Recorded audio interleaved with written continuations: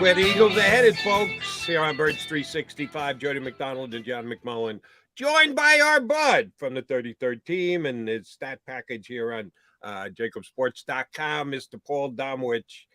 Domo, after yesterday's game, your first emotion was when the Eagles and Mr. Blankenship fell on that onside kick, which now I'm getting off. Do you guys get nervous when guys touch the ball before 10 yards? I always do. Yeah, that's like the worst thing I want to see. If I'm hoping they fall on the, don't touch it. Wait, let it go 10 yards because then it becomes a live ball. I love the confidence of when I see a player with the confidence of Reed Blankenship go get that football. I love it. That's what you want. It makes me friggin' nervous. I'm sorry. A nice play, Reed. But as soon as he fell on it, Damo, what was your first immediate emotion? I wouldn't say relief because I never thought they were going to lose the game. I never thought it was in jeopardy. I don't know, move on. I mean, it was they had to get the job done. They didn't, it didn't look good, but they did what they had to do. Yeah, I mean, the worst part for me, Damo, is they had to play the starters the whole game. I mean, but they got out of it. Nobody seemed to be banged up. It was good to see CJ out there, and they used him in the Monte Maddox. He was playing safety and nickel corner. So that was, I think, going to be very helpful. But, I mean, let's be honest. It was pretty clear after the game. They didn't want to play Jalen Hurts in this game. They felt they had to. Obviously, the original plan was wait to the divisional round.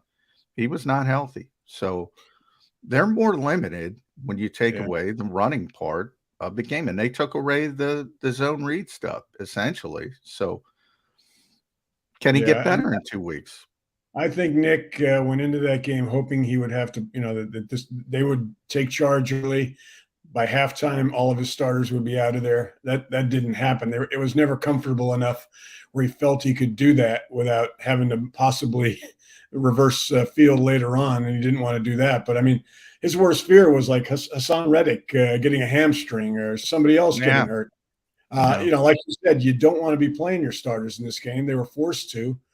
All you wanted to do was get the win and get out of there without any injuries, and they accomplished those two things. Damo, the thing that concerned me the most after the game is over and done with, and it's always 20/20 hindsight, but in actuality, as they were kicking field goal after field goal after field goal after field goal, I was starting to go, what the hell is going on here? Was their inability in their own end to make a big play and get into the end zone. Is it as easy as Jalen just wasn't Jalen? The fact that Miles isn't quite 100% yet either. We know Lane Johnson's out of the lineup. Why do you think they fell as short and putting touchdowns on the board as they did? Well, it all comes down offensively to the fact that the Giants knew Jalen was not going to run the ball. I mean, if you look at the Eagles are the number one ranked have been the number one ranked red zone offense in the NFL this season, not because of anything he's done with throwing the ball in the red zone, but because of his running and Miles' running inside the 20. You take that away, it's night and day difference. That's, and they knew that, and it made it much easier to defend the Eagles. And so that's kind of why they went 1 for 5 in the red zone. I don't think you're going to see that happen in the playoffs because they're going to, the training wheel, not the training wheels, but Jalen will be able to run in the playoffs regardless because of this, the importance of the game, no matter how he feels. So that I put when I look at their performance offensively yesterday, I look at the fact that he couldn't run, and that contributed to everything else. I asked Nick that after the game because I was kind of surprised. He wanted to protect Jalen. Obviously, he didn't play his best game, but he get mission accomplished. And he said, well, I think he played well. We just didn't do what we typically did in the red zone. And I'm sitting there and I'm thinking, well, exactly what you said, Tom. You didn't do well in the red zone because the zone read stuff is off the table. The threat of him pulling the football is off the table. Right. And he did kind of admit, that was part of it. That was all of it, wasn't it? Exactly. Yeah. I mean, he had his first red zone interception, which was a bad throw. But aside from that, I mean, the fact that they knew he wasn't going to run and the fact that he did not run because he didn't want to get hurt was everything. Yeah. Now, last season, I'm not comparing the situations because the Eagles were the 7th seed. Tampa Bay was a much better team. But Jalen was limited. Different injury, but he was limited with the ankle. After the game, he had to have surgery. It didn't come back. I mean, he was limited. So while I hear your thought that they're going to let him be Jalen Hurts in the playoffs, is that necessarily the case? If he can't be, is it more like last year and it becomes more of a pocket-based offense? And it becomes more of a pocket-based offense, things get a lot muddier. The Eagles should still be able to win these games, but probably style points are out the window at that point. Yeah. Well, one thing yesterday, I mean, I didn't think their offensive line played one of their better games. I mean, the backups for the Giants, I thought might have won that battle in the trenches, which is not if I'm Jason Kelce and the rest of that offensive line, I'm not happy with the way I played because they did not protect him particularly well in the pocket. I think Jalen is capable of finding a middle ground run-wise. You look at the Chicago game, he did whatever it took. And that involved a lot of runs where he knew he was going to get hammered. I think you can go find some place between that game and yesterday where he's running, but he's also sliding, getting out of bounds, not exposing his body to injury as much as he did in some of the games this year. So I think if he's still not 100% in 2 weeks, I think you can take that approach.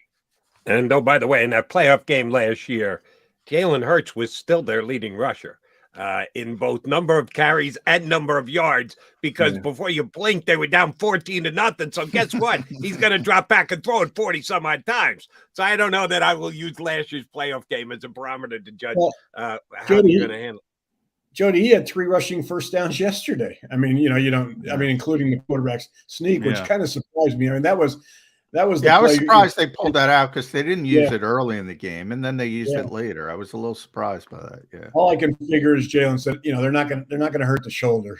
Let's do it, and let's get the first down. I mean, because I was really surprised by that. All right, so they beat up enough on Giants B team. They get the week off. How important is that on 2 fronts? Number one, healing for Jalen Hurts and maybe even more importantly for Lane Johnson, any other guys who are nicked up along the line. And number 2, just to get a mindset going because they have this unbelievable run, 13-1, snuck by the Bears, got beat by the Cowboys, lost to the Saints, just about beat the Giants B team. They got 2 weeks to get their head together. You got confidence Nick Sirianni can pull that off? Yeah, I mean, I still think this is a team that's going to probably make it to the NFC Championship game and play San Francisco. I go back to 2017, Jody. Everybody gave up on this team after Carson went down. You look at those last 3 games that Nick Foles started in, or 2 actually, because he didn't. They benched their starters in that last regular season game against Dallas, that 6-0 game. But he didn't play particularly well against Oakland, against the Giants in those 2 warm-up games for the playoffs. Nobody had any confidence going into the playoffs that this was a team that was going to catch fire and run away with the Super Bowl. And they did. So you never know. I mean, it's all about lightning in a bottle in this league. The thing that, by the way, Tomo, he wasn't good against Atlanta in the divisional round. They kind of sneaked that one. Then he just went nuts against Minnesota and continued. Against New England. So who was the wide receiver that should have had a touchdown for Atlanta? Julio Jones. Julio Jones blowing off his hands. And then you had Keanu O'Neal at the end of the first half. I mean, that's kind of one of those, is this destiny type of things or fate and things like that happen. But I think Jalen's going to be fine. I mean, I think 2 more weeks of rest his shoulder will be well enough that he's going to be able to play and not risk getting debilitated. The guy that concerns me is going through the playoffs is the fact that I don't know how effective Lane Johnson's going to be. I mean, I've always had confidence in Jack Driscoll. The last 2 games, I don't know. He's certainly not Lane Johnson. And Lane, I mean, you're going to be facing premier competition in the playoffs that's going to find ways to exploit your weaknesses. Lane's going to play. The question from talking to doctors is how effective is he going to be? We've seen players play with a sports hernia. Some, I referenced back last week when I wrote a story to Brent Selleck. We didn't even know in 2011 that he had a sports hernia and a torn hip. Anyway, his hip was also injured. Nobody knew it. He was on the injury report like twice the entire year. Had numbers that were among the best of his career. But there are other, I mean, he wasn't having to. Nate Gary played with a core sports hernia, the entire season. And I remember Ken Plagiol told me, because I always wondered, why the heck did Jim Schwartz and Ken Plagiol like Nate Gary so much? And because the fan base couldn't stand him. And he played through that injury, was never on the injury report, and they just had a ton of respect for him. And that is not easy to play through those core muscles. And there may not be a more difficult position to play with that type of injury than the offensive line, especially a tackle, because he's going to be limited in being able to move laterally. I'm sure. I mean, Lane's is tough, one of the toughest guys I've ever covered in this league. Oh yeah. Whatever can be taken legally to help him deal with the pain, you can bet it's going to be in his body. Still, it's going to. I mean, that's a key. When you're looking at things to watch, that's a key. How effective will Lane be in the playoffs? Well, let me talk about that offensive line, Tomo, because you bring up and from last night's game, even though the Giants aren't playing anybody and nobody's out there, and Thibodeau's not out there, and Ojulari's not out there, they're a pain in the ass because of Wink, and he's just blitzing from the bus. I mean, you don't see that every week. So it seems to me like if you're playing the Giants, at times your offensive line is going to look bad because they're sending 100 rushers every stinking play. And but you get a lot of big plays on the back end, typically. Now, to me, the problem is the Eagles had one. Well, they had two. They had 2 30-yard receptions to A.J. Brown. They didn't have the explosive plays off the blitz that they typically would have.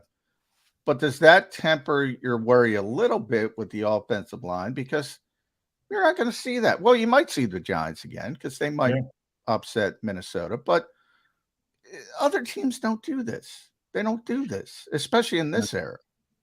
Yeah, I think they may end up playing them again because I think the Giants have a good chance of beating Minnesota. Yeah, so do I. I'm a big Vikings fan. I mean, they've 11 wins, 1-score wins. I mean, mostly against losing teams.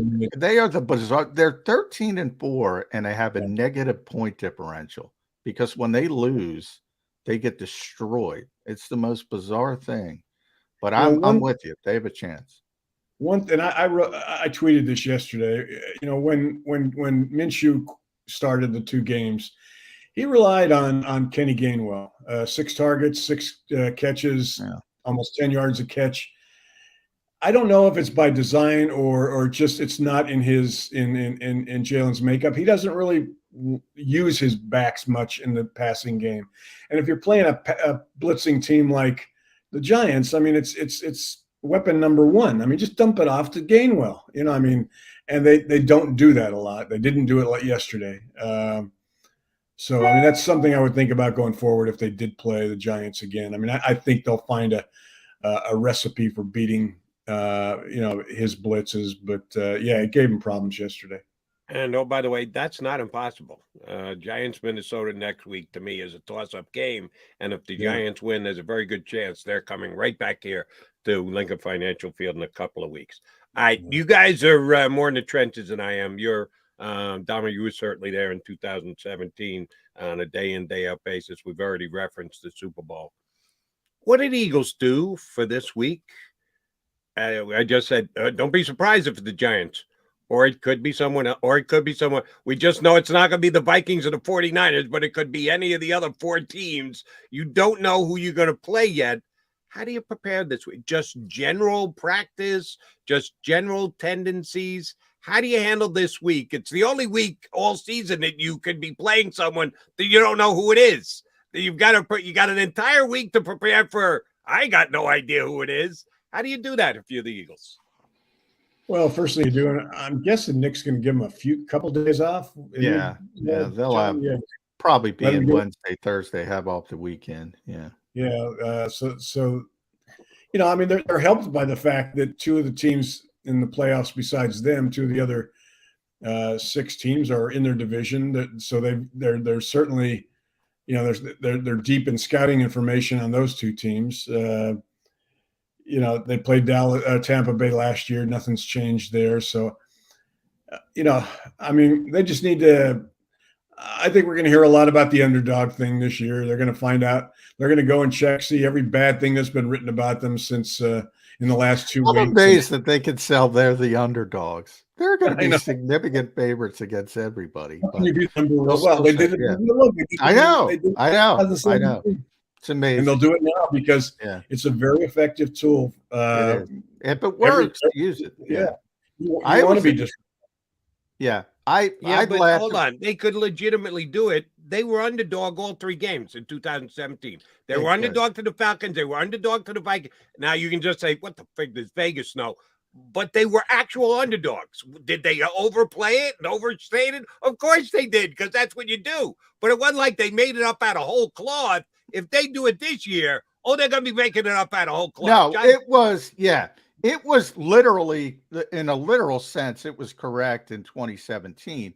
But they played it up, and Doug, to his credit, played it up like disrespect, and nobody believes it. Everybody knew they were in a good team. Everybody knew they were the best team. They just saw them lose their MVP-style quarterback, and they made a common sense decision. Oh, they're screwed. They lost their quarterback. And Nick Foles comes in, there's Damo explained, and played like people forget, played like crap when he first came into the game. And they said, oh, and by the way, the Eagles were in that equation as well. They thought it was like a wake.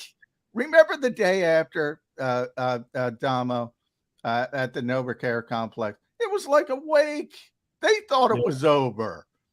So but my only point about 2017 is, yes, they were literally underdogs because nobody believed in Nick Foles. But everybody knew that was a really good team. Nobody disrespected. They would have been significant favorites over Atlanta with Carson Wentz. Significant favorites over Minnesota with Carson Wentz at home. They probably would have been underdogs in the Super Bowl because it's Brady and Belichick. But that's my only point. This time, though, I mean, yeah, they're not. I joked because Jason Kelsey started his clothing line, Underdogs clothing line, and Nick showed up. Of course, Nick showed up in the shirt, and I said, "What do you wear?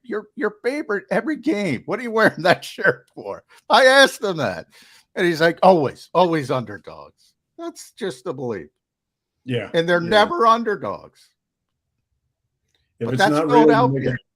Yeah. We'll see if they attempt to play the underdog card again this year. At earliest, I think it would be the Super Bowl. But that's just me. All right. So the fact that San Francisco and the Eagles, for me, have separated themselves out of those other teams, the Cowboys, the Giants, the Vikings. If you want to put Seattle in there, and God bless Pete Carroll, I tip my hat to him today that he got him in there. But I have no fear of them whatsoever. If I tell you one of those other 4 are certainly a team that the Eagles could face next week in that first game, which one do you give the most respect to, Damo? Who do you say, all right, well, now the Eagles better hunker down because this team isn't just going to come in here and lay down for the Eagles? Well, I mean, I think a team that I would not forget about are the Bucks. I mean, Tom Brady, I mean, I know that they played like crap. His numbers are as bad as they've been his entire career. Not a horrible overall, but I mean, the poorest of his great career. and yet you put him on the field against another team, and you just don't know. He could catch fire, and suddenly you're out of the playoffs. So that would concern me. Dallas, I don't know. At one point I thought they were the best team in the NFC, and Dak Prescott is just playing. He's got more red zone interceptions than any quarterback in the league. I think he led the league in interceptions, and he missed 5 games or whatever. He's just not the same quarterback. I don't know if it's because of those games he missed. So their defense isn't as great as it was at one point. So I don't think that's a team that's going to, go the distance. But right now, if you ask me who I'd worry about besides San Francisco, it would be Tampa Bay. I would still go Dallas simply because, and I don't know what happened yesterday because I was watching the Eagles game, unfortunately, and watching the Giants joke of a roster. But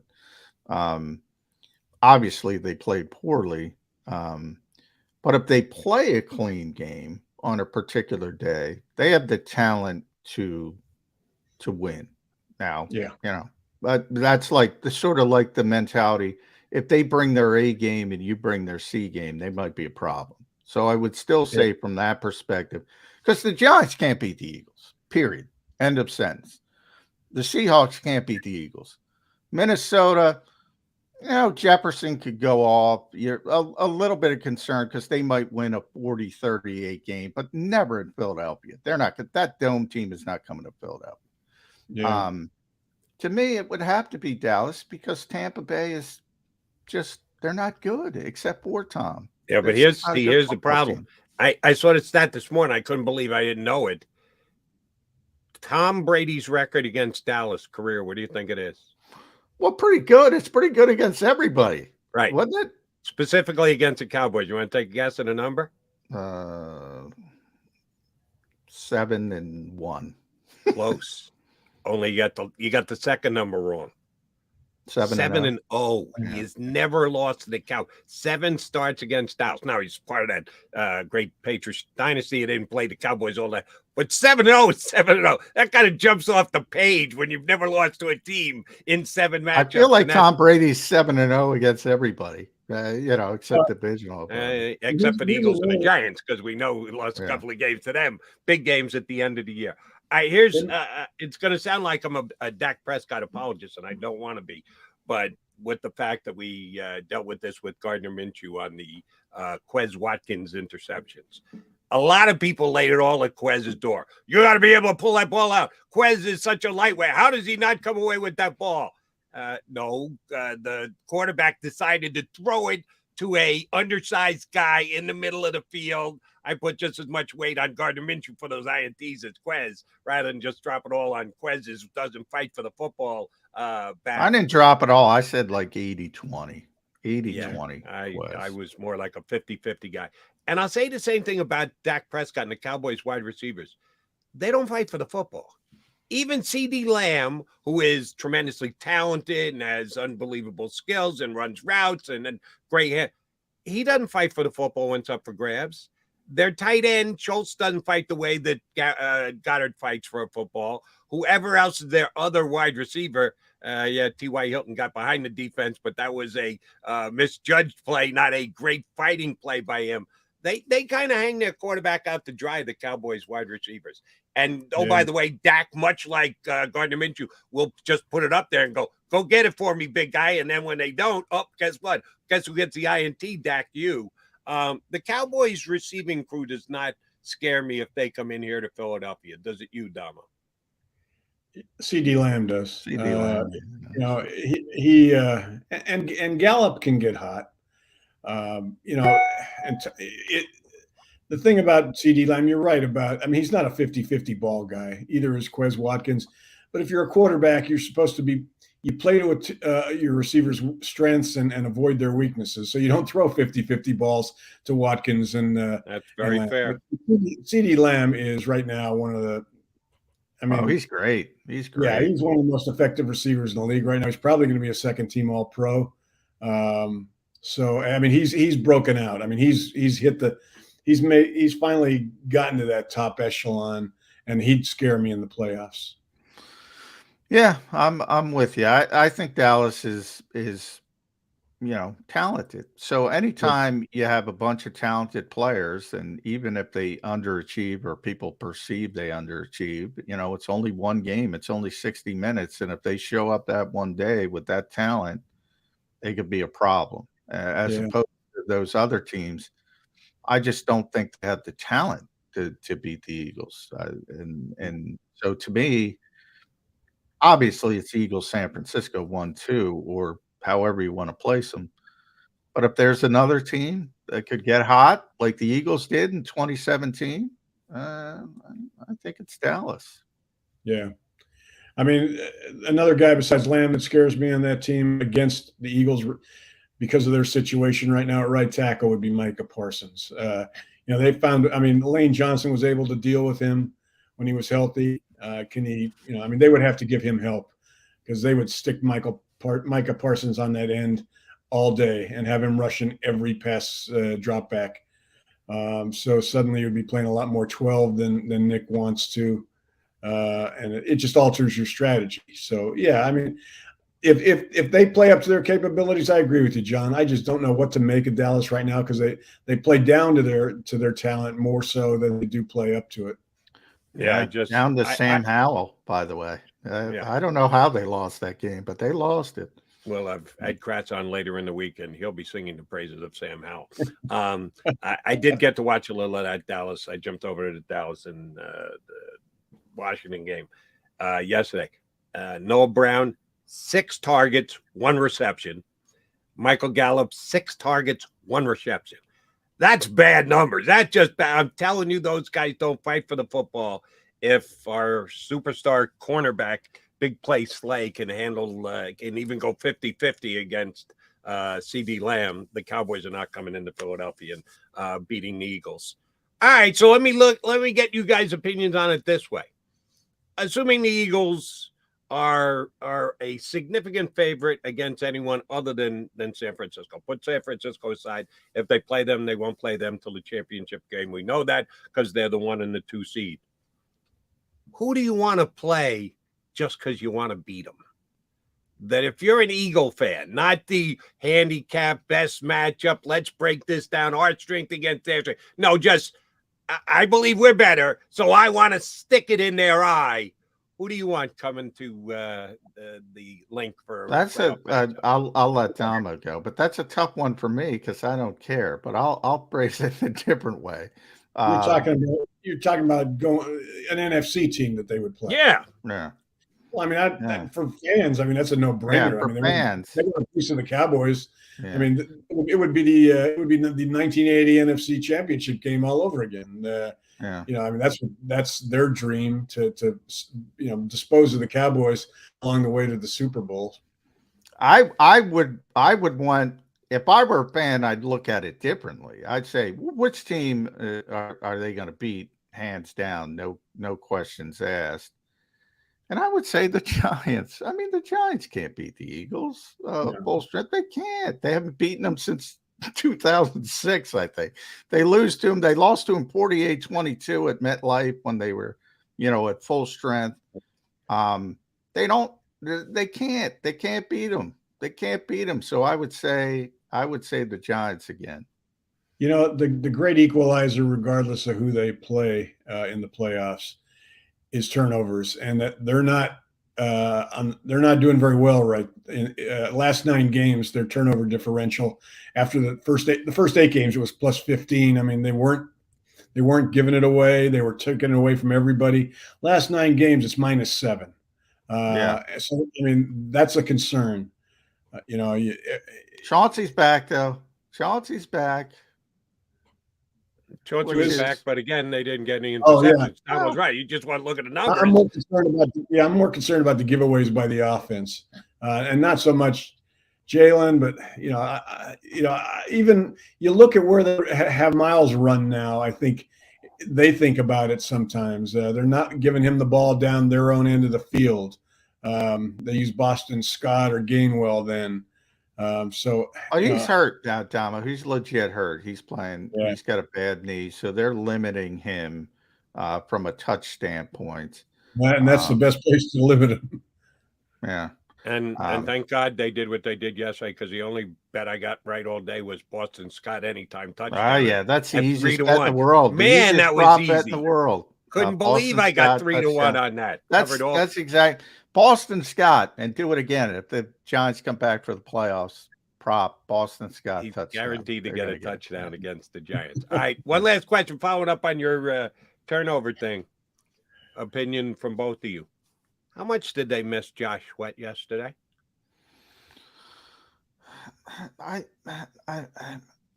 don't think they missed anybody because the Giants didn't play anybody. But to your larger point, they missed Josh Sweat. If the Giants were that bad, they're putting that bad a B team out there. Why didn't the Eagles win 45? Well, they should have. If they intercepted, they dropped 3 interceptions. It was 19-0. If they had the 3 interceptions Davis Webb was trying to give them, Slay missed a pick 6. I mean, he was gone. It went right through his hands. Marcus Epps dropped an easy interception. TJ Edwards a little bit more difficult, but he had both hands on the football.